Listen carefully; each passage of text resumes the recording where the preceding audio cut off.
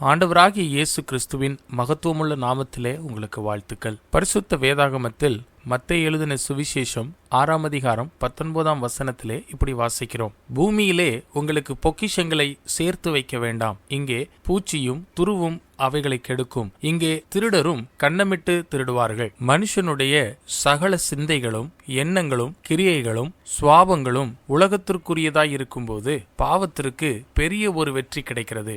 உலகத்திலிருந்து வருகிற அனைத்தும் மாம்சத்தின் இச்சை, கண்களின் இச்சை, இன்னும் ஜீவனத்தின் பெருமையாயிருக்கிறது.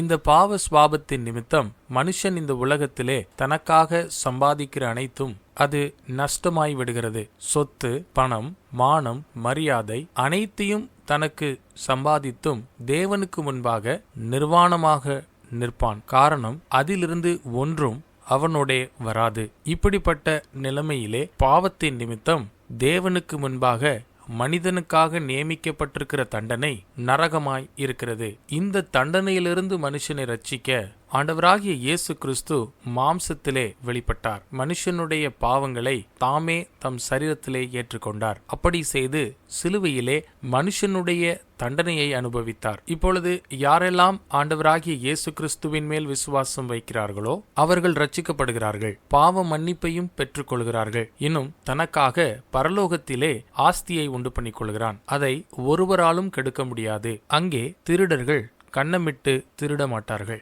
நீங்களும் பரலோகத்தில் இப்படிப்பட்ட ஆஸ்தியை உண்டு பண்ணிக்கொள்ள விரும்ப மாட்டீர்களா?